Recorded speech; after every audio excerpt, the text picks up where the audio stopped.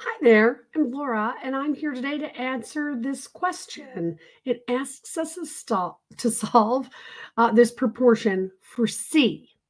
Now, I love a proportion. You can use them to solve all sorts of questions.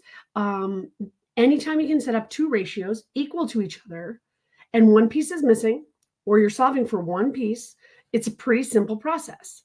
The first thing I always tell students to do is identify what they're trying to look for. So when it said solve for C, that means math code that you're looking to answer what is C. You'll notice there's no numbers in here, so we're not actually going to get a numerical answer. We're just going to solve for C, meaning our answer is going to be made up of those other letters. The first thing I do when I'm using proportions is I rewrite them so that they're set up with the fractions up and down. Okay, vertically, you'll see why in a second. Okay, so this is a proportion. That's one.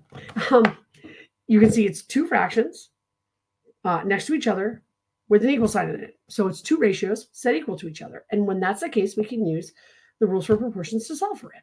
We want to solve for C. Okay, and this d to the first power, I believe, just is to check that you know that anything to the first power is itself. So 5 to the first power is 5, or 10 to the first power is 10. So d to the first power is just d. So I'm going to get rid of that exponent because it just kind of gums things up. Next, when you have a proportion set up, you can solve any proportion using cross multiplication. And you've probably used that technique in other things. So for that, we will multiply on the diagonal. So I'll multiply on, whoops, that's not good. Hold on, A, C. Sorry about that. We'll multiply on the diagonal. So if I look at that, that's one diagonal. So I got B times C. I don't need to put the times sign in it. When we have variables, we can put them right together. And the time is, if there's nothing there, no operation, it's understood that it's multiplication. And then we'd go the other way.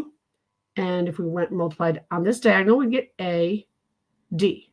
Now it's more linear, right? So that's what the first step is. We cross multiply. And then if we want to solve for that C, we just have to get it alone all by itself on that left side of the equation. So to get it alone, we use the opposite operation. Like all algebraic solutions, we'll divide by B, which makes it go away on that side.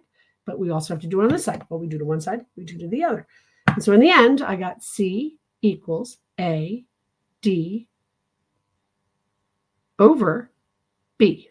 And that is how you solve a proportion. I hope that was helpful, and I'll see you soon. Bye.